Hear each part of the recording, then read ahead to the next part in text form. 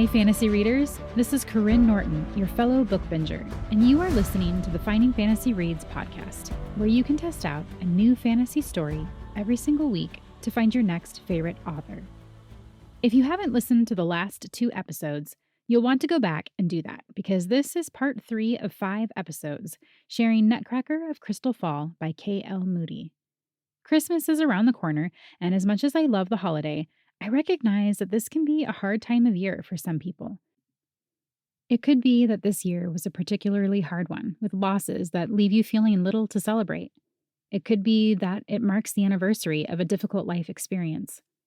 One of the things I really appreciated about Kay's Nutcracker book was how she addressed the dichotomy that comes with celebrating holidays on hard years in her author's note. So I asked her for permission to share that here as well. She says, "November is not my favorite time of year. Without delving too much into the details, my kind and loving parents were killed in a car accident when I was only 12 years old. As you may have guessed, the accident happened in November, the day before Thanksgiving, in fact. It hits me every year, but this year, 2022, was a little different. This year, I am the exact same age my mom was when she died. For most of the year, I did my best to not think about it. I told myself it's just an age and it doesn't mean anything. But then November hit. It's pretty weird being the age my mom was when she died. It's weird that I'm now older than she ever was. It's surreal, painful, and honestly kind of scary. If I ever needed a distraction, I needed it this November. That's how this story was born. I wrote this story to distract myself, but also to remind myself that even the scariest, most intense circumstances can still be worked through. No matter what happens in life, eventually a happy ending can be found. This story was for me, but most of all, this story is for you. In searching out and creating my own joy, I desperately wanted to share that joy with others. I hope you'll consider this story a gift from me to you for whatever holiday or birthday you happen to be celebrating next. I hope this book uplifts you and reminds you happiness can be found even after the most troubling circumstances. I hope this story is a reminder that you have greatness inside you. Happy holidays and happy reading, K.L. Moody." I love the sentiment in there, and I hope if any of you are struggling to celebrate this year, that you can have grace with yourself, but that you can also find hope and joy in the midst of your difficult circumstances. All right, I promised you'd get part 3 today, so here it is. Please enjoy part 3 of Nutcracker of Crystalfall by K.L. Moody.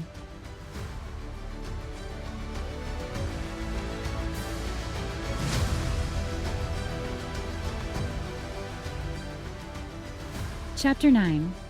Jingling bells sounded as Clara started walking down a new path. Plumia flew ahead of them with her golden wings flapping as she led the way. Revan walked beside Clara, his face dropping to a deeper scowl with each step. Each time Plumia slowed or changed directions, the quiet sound of bells changed slightly too. After they moved away from the thicket and the other pixies, Plumia finally glanced back at them. "Everything started because Crystalfall has no leader." When Plumia faced forward again and kept flying, Clara turned to Revan. He continued the story right away. "High Queen Winola, the High Queen of Faerie, has chosen a king or queen for each of the other courts in Faerie, but not one for Crystalfall." Clara's golden slippers landed lightly against the soil as she nodded. "How many courts are there?" "7, Plumia said over her shoulder. 7, including the High Court. Faerie itself chose her to be High Queen, and then she chose leaders for all the other courts." Clara's eyebrows rose. She wasn't sure what to make of the term faerie itself, but she could worry about that later. Now her finger tapped on her chin. "That is strange, then, that she has not chosen a leader for Crystalfall." Plumia scoffed, which ruffled her wings and tangled the sound of bells. "It is not just strange, it is dangerous." Revan nodded. "Since Crystalfall has no leader, King Pavel of Fairfrost thought he could take over the court and rule it himself. He took soldiers and trolls and invaded Crystalfall." Clara's hand flew to her open mouth. "How long ago did that happen?" Revan's eyes narrowed. "It happened already." "Yes, but—" Clara shook her head. How long ago? Was it yesterday? Was it months ago? Years ago? He stared at her with those same narrowed eyes before turning toward the pixie. How did you explain it earlier, Plumia? There is no time in faerie. It just happened already. Anyway, the trolls and the soldiers, including me, attacked this court. We destroyed parts of the landscape and injured many fey creatures. Plumia stopped flying long enough to turn around. While he was here, King Pavel tried to create a crown with pieces of Crystalfall's landscape so that he could become king of Crystalfall. As Plumia turned around and began flying again, Clara laughed. He thought if he just made his own crown, he could somehow become king? Both Revan and Plumia turned to give her the exact same sidelong glance. After she said nothing, Revan just shrugged. That is how things work in faerie. Except usually faerie itself makes the crowns. No one else is allowed or able to do it, since true crowns carry enormous power. But since no one has claimed Crystalfall yet, King Pavel thought he could make the crown himself. Clara's eyes opened wide. So what happened to him? Did faerie itself attack him? She wasn't sure if she used that strange term correctly, but the others didn't give any indication that it was wrong. Sort of, Revan replied in answer to her question. He then glanced toward the pixie. Plumia kept flying forward until she reached a tall tree at the top of a dip in the landscape. Once she reached the tree, she flew herself around to face the others. A hard and serious look hung in her eyes. We attacked him. All the pixies did. We do not want someone from Fairfrost to rule us. Once the fight against him began, the trolls turned against him too. The trolls stole his crown and tried to kill him so they could take the crown's power. But King Pavel escaped back to Fairfrost and ordered his soldiers to return to Fairfrost too. Revan rubbed a hand across the back of his neck. I did return as I was ordered. He raised one eyebrow. But I made a bargain with the pixies before I left. Clara nodded. He had already mentioned this deal before. I remember. You learned a way to escape your court, though you haven't done it yet. His fingers went straight to the blue knit scarf around his neck, which he glanced at twice before speaking again. Yes, I learned how, except now I have to fulfill my part of the bargain before I can do anything else. I have to save a tree for the Crystalfall pixies. He stepped forward and gestured toward the dip in the land where Plumia still hovered. Following where he pointed, Clara found a small valley with a large tree growing in the very middle of it. Well, it was sort of a tree. That description didn't really fit, not in its current state. When Revan started climbing down the hill to the valley with the broken tree, she followed. Just like all the other trees in faerie, this had a trunk made of solid gold. The problem was with the branches. Only a few branches were still attached to the tree, and those all stuck out at strange, unnatural angles.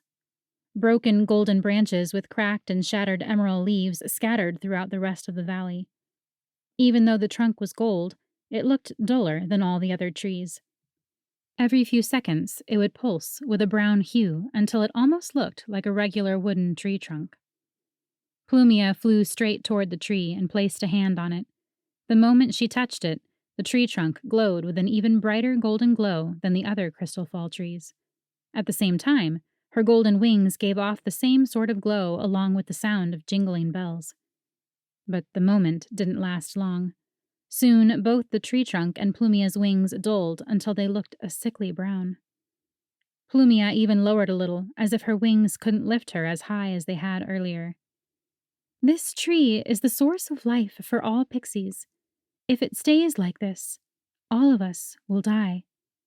Curling her hand into a fist, Clara placed it over her heart. How are we supposed to save a tree made of gold? I assume you can't graft it like you would a regular tree. In answer to her question, Revan lifted one of the broken tree branches from the ground and held one end of it against the tree trunk. It didn't pass her notice that lifting such a large branch, even one made of solid gold, didn't seem to tax him in the slightest.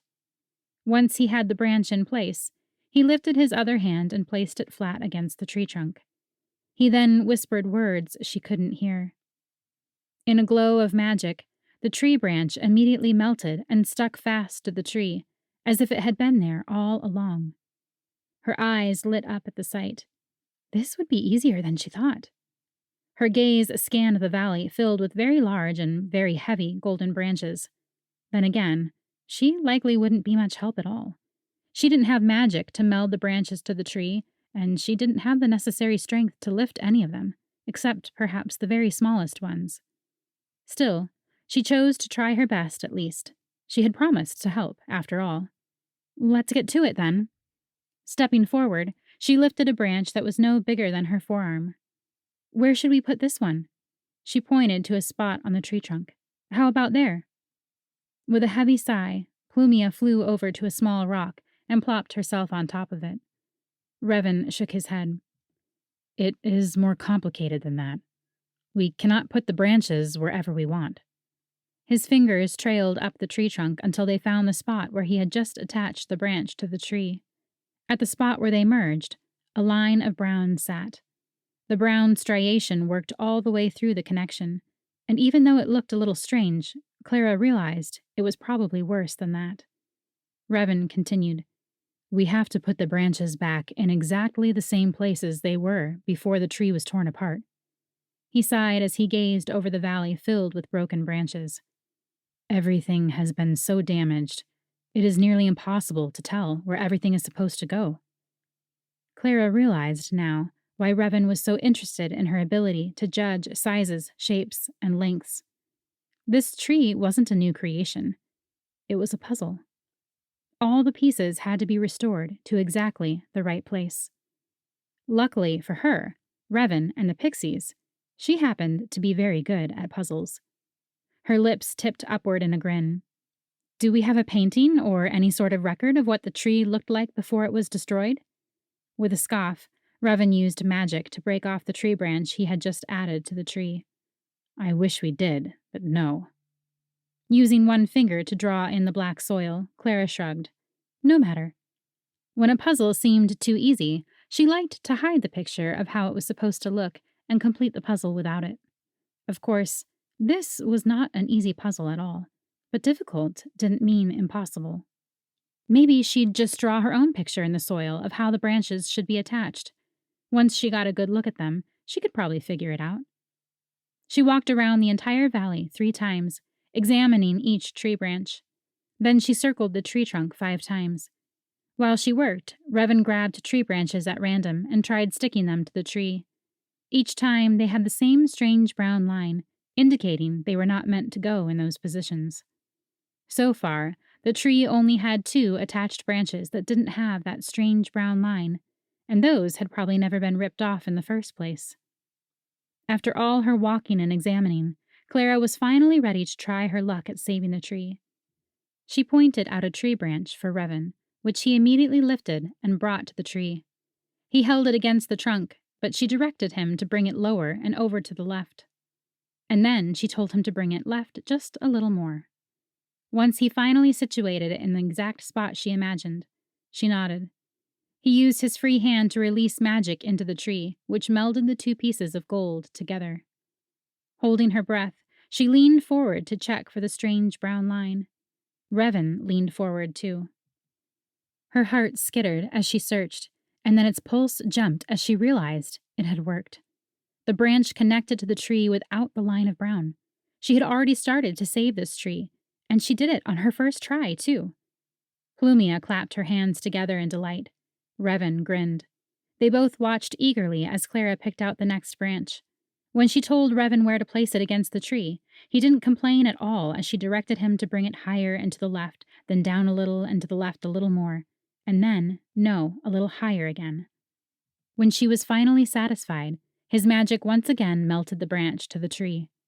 But this time, it didn't work. Her heart dropped at the sight. Revan's shoulders sagged. Trying to stay positive, she told him to take it off. She'd seen another branch she had also thought might go in that spot. But that one didn't work either. It soon became abundantly clear that this task would not be as easy as she had hoped. Still, they continued to work. What else could they do? Plumia groaned and buried her head in her hands, sitting again atop a small rock. If only we had a leader for our court. If we had a king or a queen, the power from their crown would surely be able to fix this tree. As she spoke, the tree pulsed and turned a little browner, her head buried deeper in her hands. Clara glanced at the pixie while pointing out the next tree branch to try. As Revan lifted it and brought it near the tree, Clara whispered to him, I do not understand why you worried so much about me being indebted to the pixies. He kept his voice low while answering. In faerie, once a bargain is made, it cannot be undone. Faerie itself will compel you to finish what you have promised, no matter what. If you were indebted to the pixies, they would make you promise to save this tree, and if you made such a promise, you would die before you broke that promise. For the whole rest of your life, you would be able to do nothing except attempt to save the tree. A weight pressed down on her shoulders as his words sank in. She swallowed hard. But I did promise. I made a bargain with you. If she had known that while in the mortal realm, would she have agreed to the bargain still? In truth, she would have, and she knew it. Anything would be better than another day in the mortal realm. After that thought eased some of the weight off her chest, she caught a glimpse of Revan's face. Somehow, his expression eased even more of the weight off. He spoke while attaching the branch to the tree trunk.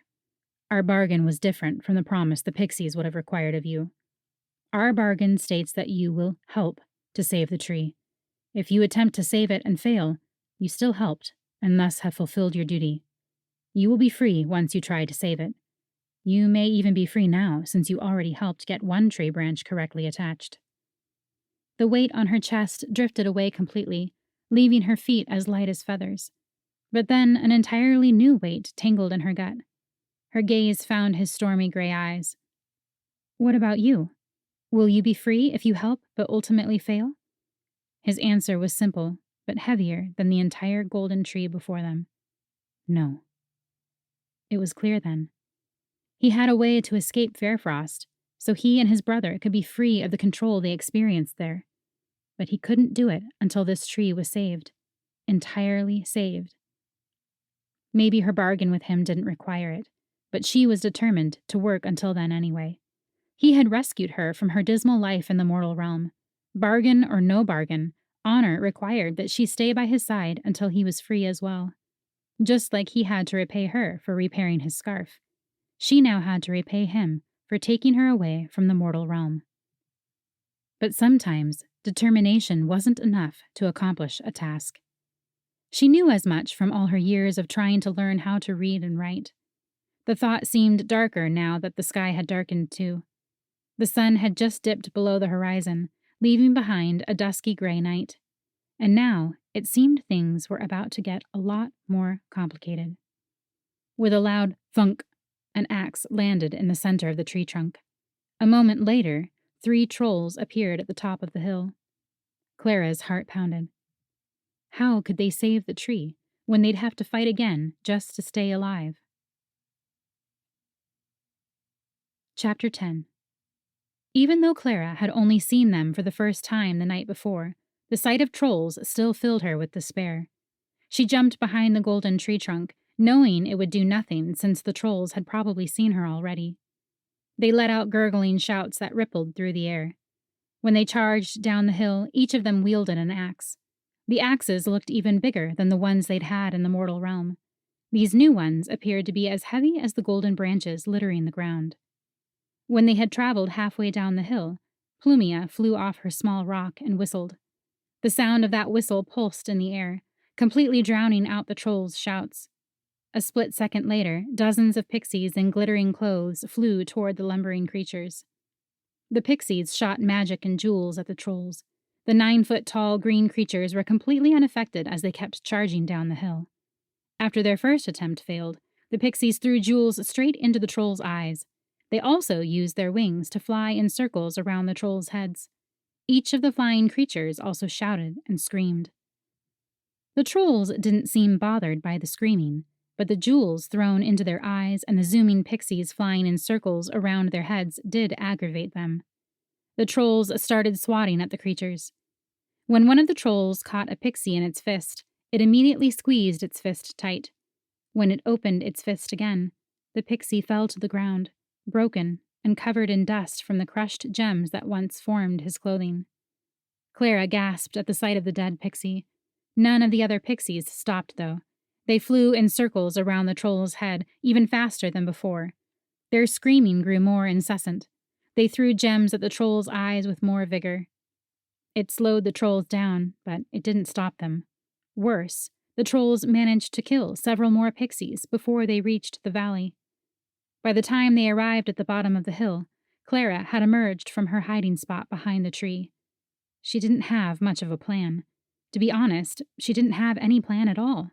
But if those pixies could be brave and sacrifice so much to try and stop the trolls, then Clara would do her best too. Revan stood on the other side of the tree from her. Once the trolls drew near them, he shot a blast of magic from his fingertips. The smoky, sparkling magic hit the troll on the soft skin just under its armpit. That was supposed to be the troll's weak spot, but this troll merely flinched at the contact. Even as the troll lumbered toward her, Clara examined the creature's soft spot. It certainly did look less rock-like in that spot compared to everywhere else on its body. From what she could see, it made sense that it was a weak point. But when Revan shot another wave of magic at the spot, the troll only flinched at it, just like before. Maybe trolls couldn't be killed with magic then, just like magic couldn't free Clara and Revan from that net. Maybe they needed something solid. Maybe they needed a weapon. Just as she came to that realization, another one dawned just as quickly. She didn't have a weapon. She had a fantastic dress, beautiful shoes, and gorgeous glossy hair, but she had nothing that could come close to piercing a troll's skin. At this point, her only idea was to trick the creature. The nearest troll charged Revan, but the second nearest one charged her. She carefully edged herself to the side until she stood directly in front of the tree. Then she raised both hands and shook them the way children did while taunting each other. "Try and get me if you can. You'll never catch me. That's my plan." As she hoped, the troll let out an incensed roar and charged even faster toward her. Revan had made contact with the first troll, already fighting it, but he still opened his eyes wide at her words. Then he shook his head as if she had just spoken her last words, and there was nothing he could do to save her. Maybe she had just spoken her last words. Taunting a 9-foot-tall troll didn't exactly top the list of ways to stay alive. But with such a large creature running so fast now, it would be nearly impossible for it to slow that momentum to a stop. She dug her golden slippers into the black soil beneath her feet, still wiggling her fingers in that taunting shake. The troll was 5 feet away from her, 4 feet, 3. It reached out, nearly plucking her off the ground. That was the moment. Holding her breath, she ducked and rolled to the side. Before the creature could stop, it rammed its head directly against the tree trunk that had been standing right behind her. A loud sound rang out as the stone-like troll head rammed against the golden tree. The creature left a deep dent in the trunk as it slumped to the ground. As a highly malleable metal, gold could be shaped and scratched easily, but it was also heavy. A rock could easily dent gold, but if the rock hit hard enough, the gold could crack it. The huge troll rolled onto the ground, letting out spits and hacks that were obnoxious and repugnant at the same time. It hadn't been nearly as injured as Clara had hoped, but it had done some good at least. When the troll got to its feet, it tumbled and tipped on every step. She had only succeeded at making the creature dizzy, but that was still a victory. Without a weapon, it was the best she could do. While the troll stumbled and tried to catch its balance, Revan came rushing toward it with an axe in his hand. His gaze was so focused on the soft spot under the troll's arm that he didn't even notice when a third troll struck a leg out to trip him. The 2 uninjured trolls closed in around him while the dizzy troll grabbed onto the golden tree for balance. The pixies continued to scream and fly around to distract the trolls, but it didn't help much. Revan held his axe high, but he had little hope against 2 trolls at once. Clara scanned the landscape for something, anything, that might help. She caught sight of a small golden tree branch with a nice point on one end. Snatching it off the ground, She shouted Revan's name and tossed it to him. With the pointed tree branch in one hand, he immediately slammed it into the soft skin under the nearest troll's arm. The troll used its other arm to slam Revan to the ground, while also letting out a hair-raising shriek. Apparently, the trolls really did have a weak spot just under their armpits. It hadn't been unique to the Troll King. But though the troll was injured, this injury hadn't been large enough to kill it. A small trickle of blood dripped from the wound, but it still seemed as capable as ever at fighting. With Revan on the ground, the troll shoved a foot onto his chest. Then the troll pressed down. Revan's face immediately turned bright red. He gasped for air. Clara tried to stand and run toward him, but another troll grabbed her by the waist and lifted her off the ground. "Revan!" She shouted his name, but he made no indication that he had heard. He just sputtered and coughed, still desperate to get some air. The troll probably would have killed him, except a voice sounded from the top of the hill. "Forget them! Get the branches! Don't you remember our plan?" It was worrisome to hear the trolls had someone directing them, that they had a plan. If only that were her only surprise. Sadly, it was worse than that. So much worse. Just as the troll holding her dropped Clara to the ground, she glanced up at the top of the hill. With his golden hair shining in the sunlight, Fritz stared down at her with a wicked smile. Yes, forget them. Just get the branches like we talked about."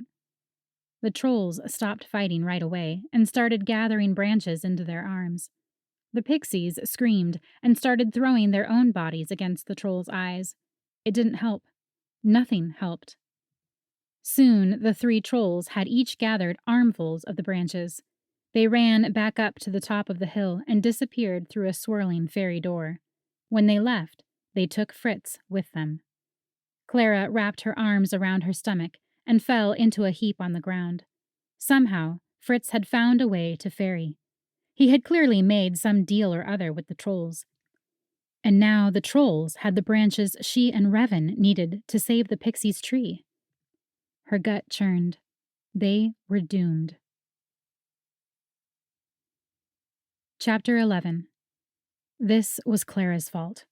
Her chin trembled as she stared at the darkened valley, now much emptier of the tree branches that had once been scattered there. Her legs curled up against her chest as she tried to calm the heavy breaths that shook through her. If only she'd had a weapon. If only she'd been fast enough to stab the trolls as soon as they reached the valley, instead of trying to be clever and tricking a troll to slam into a tree instead. Her head sank beneath her arms as an even greater truth rang in her mind. If only she'd learned how to read and write. If she had, her parents would have loved her. If they'd loved her, they wouldn't have forced her into an engagement with Fritz. And then he wouldn't have been offended by her rejection of him. He wouldn't have found a way to faerie. He wouldn't have made a plan with the trolls. It didn't help to squeeze her legs closer to her body. It didn't help to rock back and forth. She had only just met Revan and the pixies, and somehow she had already ruined everything for them. She always ruined everything. Her parents liked to point that out as often as they could. Heidi usually tried to pretend they were wrong.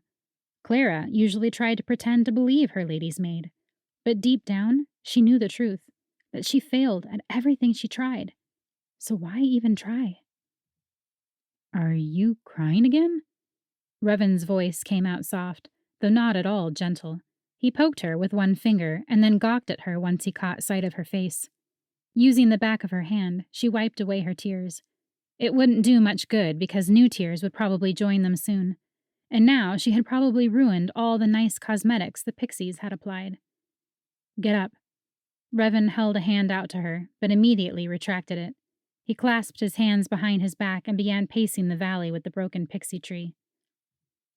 His eyes closed as he walked. "I know in which cavern those trolls live, but they will fight anyone who tries to enter. Regardless, the cavern is likely where they took the tree branches." He continued muttering to himself as he paced, as if he had forgotten Clara even existed. While he walked, Plumia flew toward Clara and gave a loud tisk at the sight of her face. The little fey creature waved a hand and shot magic toward Clara's face. A tickling feeling broke out across Clara's skin, as if tiny bubbles popped across its surface. After a few seconds, the feeling stopped, and Plumia gave a satisfied nod. The pixie flew toward a large branch and rested on the ground next to it. "Who was that mortal boy? You acted as though you recognized him." Just like that, the churning in Clara's belly returned. Tears pricked at her eyes, but she was determined to keep her tears back, if only so the pixies didn't have to fix her makeup again. Scowling at the ground, she answered, "He's a troublemaker. Someone who could have the entire world and still not have enough." Plumia nodded knowingly. "He fits in well with the trolls, then. I am not surprised he made an alliance with them. The mortal probably thinks he has the upper hand, but any bargain with a mortal and a fae, even a troll, will nearly always favor the fae. It takes a very clever mortal to turn things in his favor." Two thoughts struck Clara at the exact same moment. First, she knew a little too well that Fritz had always been clever, especially when it came to deals. If any mortal could make a bargain with a fae and still come out on top, it was him. Second, she had also made a bargain with a fae, except her fae had purposely given her an easy way out. According to Revan, her part of the bargain was likely already fulfilled, even though the pixies were in an even worse situation than ever. At that moment, Revan stopped pacing and let out a huff. "Do either of you have any ideas?" Now, sitting up, Clara pulled her knees closer to her chest and wrapped her arms around them. Her voice would make it clear just how miserable she felt, but right now, she couldn't be bothered to care. "Maybe we should just give up. Sometimes determination isn't enough to accomplish a task." Revan scowled at the words, but after another moment, a spark lit in his eye. He raised one eyebrow and even cocked a tiny smile. "If determination alone is not enough, it simply means you are trying to solve the wrong problem. We just have to figure out the right problem, and then we can succeed." As he spoke, the night sky turned even darker. Stars hadn't yet appeared in the sky, but they would probably be visible soon. Plumia flew over to them, her wings giving off the sound of ringing wind chimes as she did. "No more work tonight. When night falls, the revels begin. If our tree is to die and our lives to end, we have every intention of making the most of our evenings." When she flew off, following a different path than the one they had arrived on, Revan followed her with a slight glare. "We need to sleep, too. We can revel for part of the night, but we will need rest if we have any chance of saving your tree." Clara didn't have time to wonder what a revel was.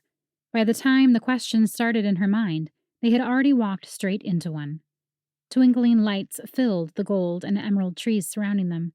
Unlike the flickering candles that lit her Christmas tree back home, these lights didn't seem to need any fuel to stay alight. They just glowed and winked like bright spheres of white. Long tables lined the sides of a large open space. Each table had dozens of golden plates and goblets strewn across them, though as far as she could see, they had no food. Fae of all shapes and sizes danced in the large open area before her. Remembering the book from Heidi that identified trolls, Clara now identified several more fae creatures. Little brownies with floppy ears and wide eyes danced. Gnomes with long beards and black bug-like eyes sang along with the music that filled the space. Dryads floated across the black soil with the grace of royalty. Clara also spotted nymphs, satyrs, and of course, several pixies wearing colorful jeweled clothing. High fae danced and laughed throughout the revel too. They looked mostly human, but like Revan, they had pointed ears, inhumanly tall heights, and more than perfect facial features. She could have spent the entire night staring at them. She probably would have, except her stomach had other ideas. Revan and Plumia followed her until she reached the nearest table. A part of her had hoped the meal would be visible once she got there, but sadly, it was not. Taking a plate from the table, she glanced back at the others. "Is there no food?" "What do you want?" Plumia asked with a grin. Clara shrugged. "Anything." Revan shook his head. "No, you must think of something specific." In response, Clara said the first thing that came to her mind. Cake. The moment the word left her lips, an exquisite piece of cake appeared on the plate in her hands. Moist chocolate cake with 3 layers sat before her. Pink frosting held the layers together. 2 plump cherries adorned the top of the slice. Using the fork that had also magically appeared, she dared to take a bite. As she hoped, it was her very favorite flavor of cake, Black Forest. She shoveled the chocolate, cherry, and cream dessert into her mouth, not even worrying about how her appetite might be spoiled if she consumed sweets before a meal. While she ate, Revan disappeared to the other side of the revel. Perhaps he wanted to find a place to sleep, since he had been so intent on resting. She, on the other hand, had absolutely no intention of sleeping, at least not until her belly was full. Grabbing a golden goblet from the table before her, she named her favorite drink out loud, hot cider. In less than a second, the steaming beverage appeared in her goblet. She took a long swig and didn't even wipe away the line of foam it left behind above her lips. Now that she had finished her cake, she decided to try something a little less sugary. She conjured roasted pork and potatoes, her stomach feeling fuller by the minute. In the mortal realm, eating so much would have made her dress tight, but the pixie-made fairy dress must have been magic and adjusted with her. Or perhaps it was the food that was magic, helping her to feel full without actually making her so. Plumia had disappeared by then, but Clara didn't mind. Now she wandered the edge of the party, looking for the source of the music. Her parents' Christmas party had boasted a string quartet with some of the finest musicians in town, but this fairy revel seemed to have an entire symphony. Just like when the pixies had done their dances, the music didn't have any obvious source. Instead, it seemed as if the air itself pulsed and swelled with the sweeping melodies. Someone caught Clara's hand just then. A female fae with dark skin and silver and black eyes beckoned her toward the middle of the dance floor. At the female fae's side, a male fae with orange hair and matching freckles beckoned Clara forward too. Her eyelids had finally started drooping, but perhaps she could manage just one dance. The male and female fae closed in on either side of her, giggling as the music played. After that first dance, Clara was ready to drop from exhaustion. She tried to sneak away and hopefully find Revan, but the male and female fae just smiled and told her to keep dancing. Her mind said to leave, yet her feet kept moving. Clara tried again to get away. She really did need some rest now. Still, her feet skipped and hopped and twirled to the music. Her head started spinning too. A third song began, and now she wanted to cry. She couldn't stop. No matter how she tried, her feet kept moving. Her heart raced faster now. It raced so fast she could barely catch her breath. The male and female fae who had lured her onto the dance floor laughed. At first, they had laughed like they were enjoying the music and the party. Now, they laughed at Clara, at her plight. Clara's stomach wound into tight knots. Her feet ached, probably growing blisters. A single tear slipped down to her chin, but she couldn't stop. She couldn't stop, and the fae around her just kept laughing. If her heart had been beating just a little slower, she would have called out for help. Surely Plumia or Revan would have been able to get her off that dance floor. Her stomach sickened at the thought. She realized now that Plumia had led Clara to this revel in the first place. Maybe this had been her plan all along. And hadn't Revan abandoned her almost immediately after they arrived at the revel? Maybe he didn't care what happened to her now that her part of the bargain had been fulfilled. Just as a second tear escaped her eye, someone grabbed the male fae with orange hair and yanked him backward. "Release her!" Revan practically growled the words at the male fae. The male fae just laughed and clapped his hands together. "But look at how her eyes fill with fear every time she twirls. Mortals are too much fun to play with." But Revan didn't accept that as an answer. He drew a sharp axe from his pocket and in a single swipe cut off the male fae's entire arm at the elbow. Blood poured from the wound, dropping in heavy splashes onto the black soil below. With his hand still gripping the other fae's shoulder, Revan leaned closer. "Release her now, or I will cut off your other arm too." The male fae pouted. He looked more inconvenienced than horrified by his detached arm. He clicked his tongue and used his free arm to cover the wound. After another moment, Clara was free. Her feet stopped suddenly, though her heart still raced. She had to gasp just to catch her breath. As soon as she had gulped in a few breaths of air, Revan took her by the hand and led her away from the revel. Aches stung her feet with each step. Her magical golden slippers had kept her feet comfortable all day and night, right until the dancing began. Still holding Clara's hand, Revan glanced back at her. I forgot to mention, most fae are not kind to mortals. One of his eyes narrowed as his head tilted to the side. Actually, most fae are not kind to anyone, but especially not to mortals. When he finally stopped, he had led them to a quiet thicket of golden trees far from the party. A makeshift bed with velvety blankets sat before her. You can sleep here. Plumia is in the tree above. I will sleep down the path a little, where I will have a better view of the road. He waited until she climbed under the blankets, which were warmer and softer than she expected. After getting comfortable, she looked up at him through her eyelashes. Why couldn't I stop dancing? After letting out a sigh, he knelt down next to her. They enchanted you. Perhaps you need a ward to protect you from fae enchantments. Plumia can probably make you something.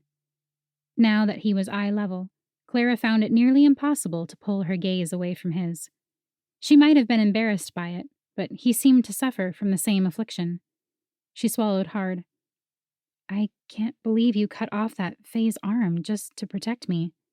Revan waved it off. The arm will grow back eventually. I probably should not have left you like that, though. Her heart skipped at the words. Now that she sat, her feet already felt better, but that hadn't stopped her heart from racing. And twirling, even in the dusky light, she could barely make out the glints of blue in the storm of Revan's gray eyes. He reached for her face, brushing his thumb across her cheek. Her breath caught in her throat. When he opened his mouth again, she could see nothing but his lips. I will ask Plumia tomorrow to make you a ward. Clara nodded because she couldn't possibly speak. But she nodded with her eyes, afraid that if she moved her head too much, Revan might stop stroking her cheek. He held her gaze for another moment, and then he did it again. He leaned in. No magical symphony could have played music as brilliant as the music in her heart at that moment. Nearly all the years she should have been dreaming of young men, she'd instead been dreading a marriage that would have killed her. Now it seemed like all the years she should have been yearning came rushing back. The force of the yearning tilted her chin up. She leaned closer. 1 more inch, and their lips would touch. But then Revan dropped his hand, stood up, and took several steps back. He cleared his throat and turned away. When he did speak again, his voice came out colder than an ice storm. Plumia said a king or queen would have the power to save the Pixie's tree. I have decided that tomorrow we must go to High Queen Winola and beg her to choose a leader for Crystalfall immediately. He stepped even farther away, stomping a little as he did. We leave as soon as day dawns. Chapter 12. A red bracelet filled with fae magic wrapped around Clara's wrist. Plumia promised it would prevent any fae from enchanting Clara again. The pixie had also used some sort of magic on Clara's sore feet, making it easy to walk when they started out the next morning. Those kindnesses might have felt better if Revan had bothered to acknowledge Clara's existence. He hadn't even woken her up in the morning, instead sending the pixie to do it. Now Clara walked at the back of a group of 16 fae who all headed toward the High Court to make an appeal to the High Queen. A female fae with long dark hair that fell to her mid-calves opened a door for them. The swirling tunnel looked nothing like Revan's had. This new fairy door had swirls of orange, pink, and maroon, and it smelled of cinnamon and cardamom. Apparently, Revan had to avoid opening his own doors, or it would be easier for the trolls or the King of Fairfrost to find them. Though with Revan at the very front of the group, doing his best to avoid Clara, she was starting to not care so much about his well-being. They had shared such a special moment the night before. He had even saved her from those cruel fae who made her dance without stopping. And now, he found her presence unfit for his attention. It wouldn't have hurt so much if her own parents hadn't done the same thing once they realized Clara would never learn to read. On the other side of the door, they entered a forest similar to those in Clara's world. But even though these trees were wooden and had true leaves, the lush forest still had a magical quality unlike anything she had ever experienced. Moss covered tree trunks and rocks. A light breeze kept the air cool and comfortable. The scent of crisp rain and wild berries hung thickly in the air. Such a beautiful landscape made it difficult for Clara to keep scowling. As their group headed toward the castle, Clara also had one thing to be grateful for. She had Plumia to talk to. Turning to the pixie, Clara tucked a strand of dark hair behind one ear. There are people of many different colors here in Faerie.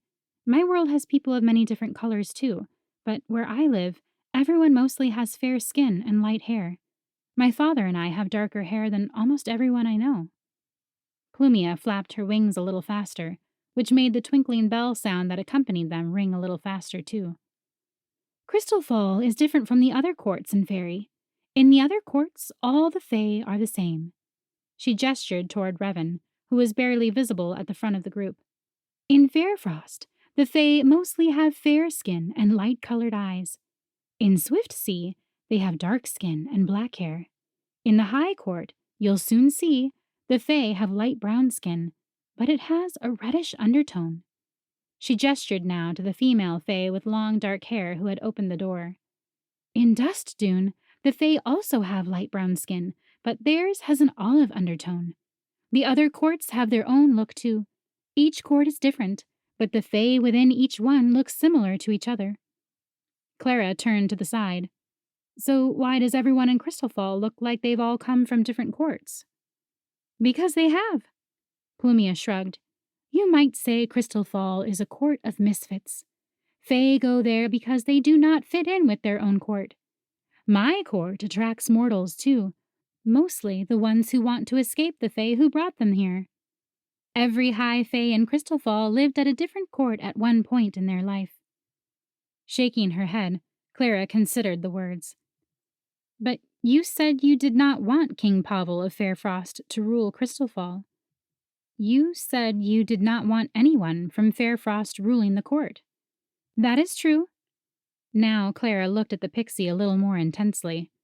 But if Crystalfall has no natural citizens, if every fae who lives there originally comes from a different court, then who could possibly be chosen to rule it? Plumia winced at the words. She had probably thought of the same questions, but chose to keep them unspoken. But she couldn't avoid them now, not with them thickening the air. Finally, Plumia released a long-suffering sigh. The High Queen will know. She chose rulers for all the other courts.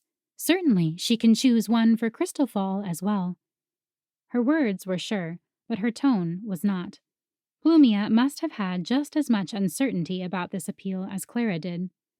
By the time the large castle came into view, its high towers stretching to the sky, Clara's heart only scampered and twinged. Fae soldiers with light brown skin, black hair, and suede coats and pants led their group through a maze of castle hallways until they reached the throne room. When they entered the large room, Clara's eyes widened. The vaulted ceilings appeared to be at least 4 stories tall. Tapestries decorated parts of the wall, running from the very top all the way to the stone floor below. A large chandelier made of white crystal hung over the center of the room.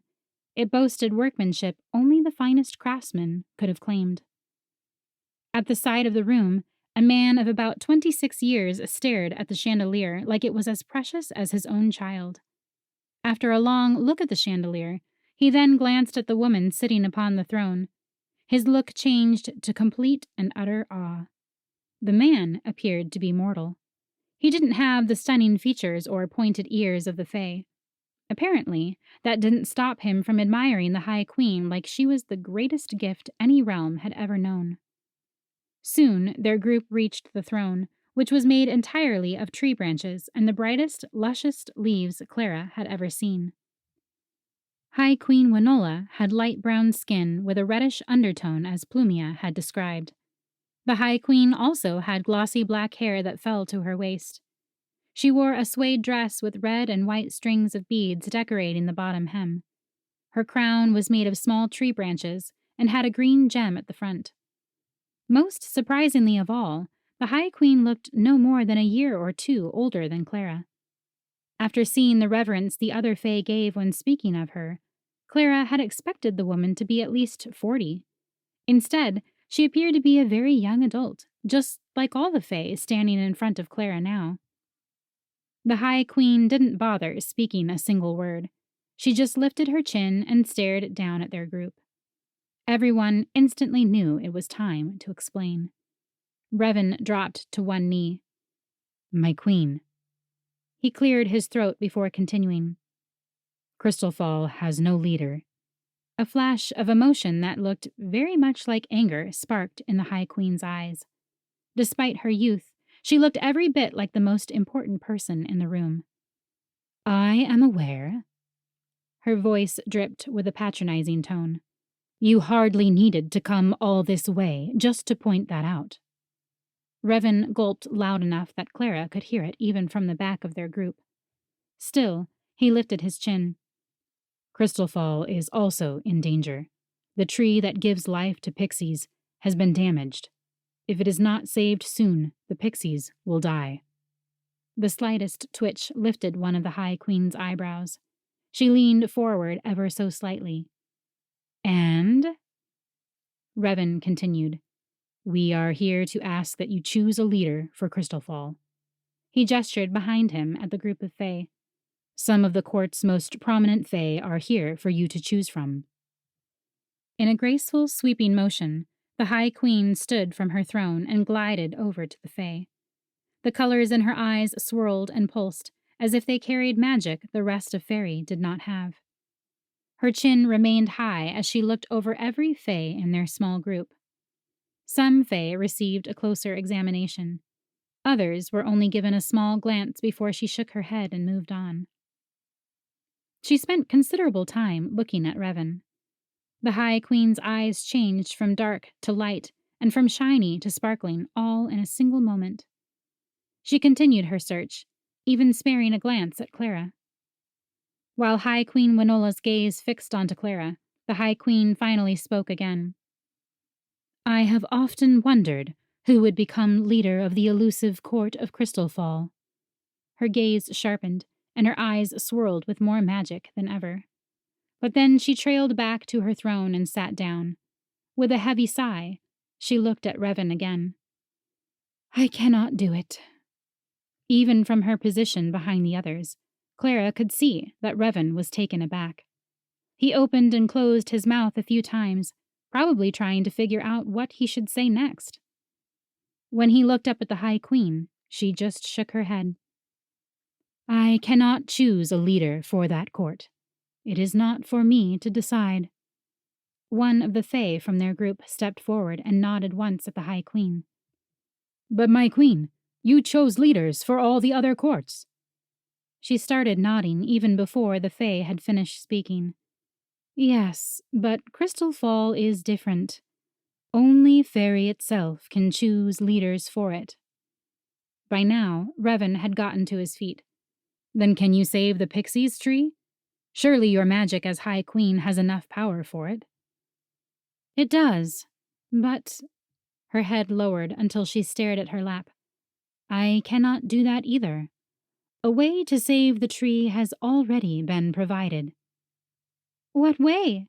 Plumia asked. She flew closer to the throne and held her breath, waiting for the answer. But the High Queen didn't look at Plumia. Instead, High Queen Winola's gaze turned back to Clara's. "You must discover it on your own." Breaking her gaze, the High Queen waved their group off. It didn't require a single word for them to know they had been dismissed. Soldiers wearing suede immediately surrounded them and escorted them from the room. Just before Clara exited the doors, she caught one last glimpse of the High Queen. The woman threw a sly smile at the mortal man who had been admiring her earlier. He responded by visibly melting on the spot. As sweet as the interaction was, it didn't change Clara, Revan, or the Pixies' plight. Without the High Queen's help, they were right back where they had started. They had a tree to save, and they no longer had the branches to do it.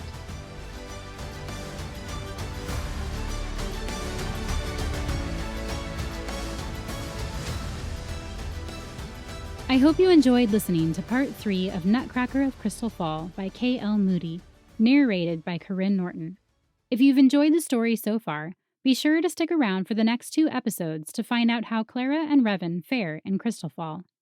If you want to read more by Kay, go to klmoody.com to find more of her books. Fae and Crystal Thorns is Kay's spin-off series, and the Nutcracker story you're listening to is a far-in-the-distant past prequel to that series. So if you want to get all your answers about Crystalfall, start with Flame and Crystal Thorns, which tells Chloe and Quintus's story. It also happens to be the book Kay is giving away in our holiday giveaway, which ends in just 3 days. Enter by the end of December 15th to win a signed hardcover copy of her book, as well as an art print and bookmark, along with other prizes from our November featured authors. Go to findingfantasyreads.com/giveaway to enter. If you haven't already, please subscribe to Finding Fantasy Reads. It lets you automatically download new episodes as they come in, but it also helps increase the podcast's visibility on podcast platforms, which helps both authors and listeners find the show. Long story short, it means the podcast can continue to give you more short stories for even longer. As always, I will have links for all of these sites in the show notes. Thank you all for listening, and happy reading.